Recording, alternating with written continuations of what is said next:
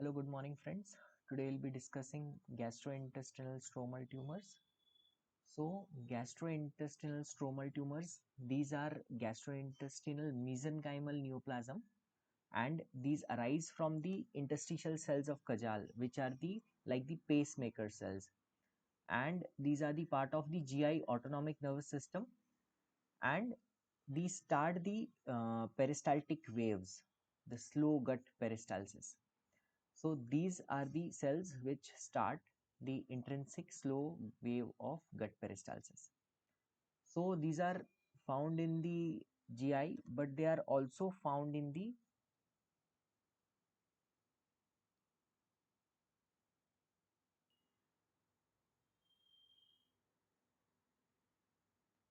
so these interstitial cells of Kajal can be found not only in GIT but also in the genitourinary system, portal vein, and pancreas. So in short, it can be found anywhere from GI tract, from esophagus to the internal anal sphincter. Along with that, it can also occur in the genitourinary tract or pancreas, etc. So what are the locations? Most commonly it is stomach 55%, then small bowel 32%, then the large bowel 6%, esophagus 1%, and very less in the others like mesentery, pelvis, pancreas, liver, omentum, genitourinary tract. And then we'll go ahead with the pathophysiology. Pathophil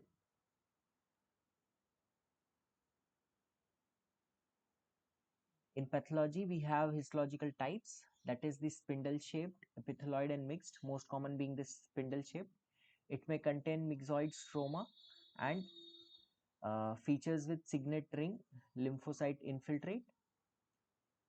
The mutation which are common are tyrosine kinase mutation, that is receptor tyrosine kinase mutation, c-KIT mutation, that is CD117 or CD34, then platelet derived growth factor PDGF receptor alpha mutation, and wild type of GIST or SDH gene. These are some of the genes and mutation which will be seen in GIST. So what is the epidemiology? It is commonly seen in 7 to 15 cases per million of population, commonly in the old age 50 to 60 years group, and common in both male and female with slight male preponderance, and these are mostly sporadic, that they will not be familial. Associations could be Carney's triad, where we see gastric gist, pulmonary chondromas, and extraadrenal paragangliomas, and it is a complex when it is associated with esophageal leiomyoma and adrenal cortical adenoma. Then Carney's-Tarski syndrome, it is involved with gastric gist. Then we see hereditary family KIT mutation, where there is skin hyperpigmentation and diffuse hyperplasia of intestinal mesenteric plexus. Hyperplasia of mesenteric plexus. Then familial PDGFRA mutation, where there will be large hands and small intestinal polyps, fibroids, and lipomas. It could be associated with NF1, von Lippel-Lindau disease. So what is the clinical presentation? How these patients present? They will be asymptomatic most of the time and discovered incidentally. So due to the submucosal location, exophytic growth and tendency to displace rather than invade adjacent structure is commonly seen. So these are just pushers, right? They do not invade. So symptoms depend on location and size of tumor. Could be mild pain, bloating, dyspepsia, commonly as seen in stomach, palpable tumors with pressure symptoms of causing obstruction, could result in GI bleed and chronic anemia due to ulceration, and peritonitis if the tumor perforates. Evaluation is with the help of CT and MRI. Hypervascular enhancing mass could be seen, and heterogeneous nature can be seen due to hemorrhage, necrosis, or cystic degeneration. Endoscopy will show us a submucosal mass with luminal bulge. It may show ulceration. Endoscopic ultrasound is very helpful. It helps in differentiating submucous mass by a impingement of mass from surrounding organs like pancreatic mass or a pseudocyst. It helps in guided biopsy or FNAC and also helps in high risk feature like irregular borders, cystic spaces, echogenic foci, and internal heterogeneity. Chest CT for the staging workup and FDG PET to characterize the mass ambiguous on CT, to monitor the response of tyrosine kinase inhibitor therapy, to detect emergence of drug resistant colonies. Preoperative biopsy is not routinely necessary for primary resectable GIST because of dissemination and bleeding risk. So what are the indication of the biopsy? Include non-operative treated lymphoma, preoperative diagnosis required for targeted neoadjuvant chemotherapy, suspected metastatic state before. So for palliative therapy, so endoscopic biopsies are more preferable to percutaneous biopsies. So that is, now we go ahead with TNM staging, AGCC. So gastric or omental GIST, where TNM T1 will be less than 2 centimeter, T2 will be 2 to 5 centimeter, T3 will be 5 to 10 centimeter, T4 will be more than 10 centimeter. N1 where there will be regional node positive, and M1 when there will be distant metastasis. Now grade, it could be high or low. Low where there is less than 5 metastasis per square millimeter, high is where there is more than 5 metastasis per square millimeter. Now the stage grouping, stage 1A, it is T1, T2 and low grade histology. Stage 1B is T3 with low grade histology. Stage 2 is T1, T2 with high grade histology, or T4 with low grade histology. Stage 3A where it is T3 with high grade histology, or stage 3B where T4 with high grade histology. Stage 4 where there could be regional lymph node or distant metastasis. Now we go ahead with other like small intestinal, colorectal or peritoneal GIST. TNM will be same, but the stage grouping is different. It is higher stage in comparison to the gastric GIST, where stage 1 will be T1, T2 with low grade histology, stage 2 will be T3 with low grade histology, stage 3A with T1 with high grade histology or T4 with low grade histology, and 3B will be T3, T2, T3, T4 with high grade histology. Stage 4 with N1, M1 with any grade, any tumor size. So regional lymph node and metastasis is stage 4. That is same for both. Now we see the risk stratification system, NIH or modified NIH, where it includes tumor size, mitotic count, location and rupture of tumor. AIFP, where we will see tumor size, mitotic count and location. So it is similar.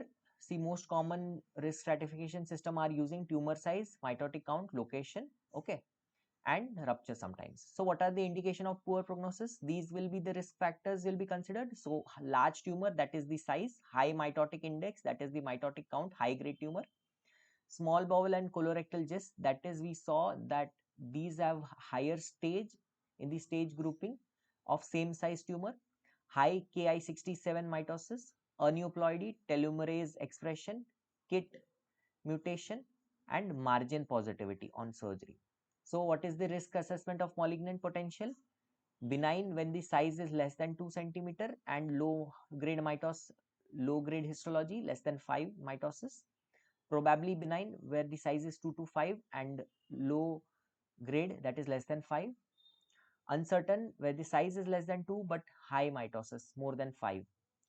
Low to moderate grade malignant potential, 12 to 15% progressive, size more than 10 and mitosis is less than 5, or size 2 to 5 but mitosis is more than 5. High malignant potential in which 49 to 86% are progressive. These are 5 to 10 centimeter with more mitosis more than 5, or more than 10 centimeter with more than 5 mitosis. So how are we going to manage these cases?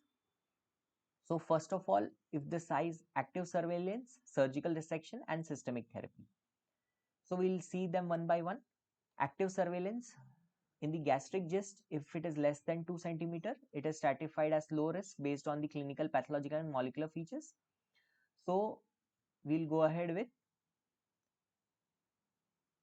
endoscopy with endoscopic ultrasound every 6 to 12 months. Intervene if the growth is more than 2 centimeter, having irregular borders, ulceration, heterogeneous foci, cystic spaces, or any development of symptoms.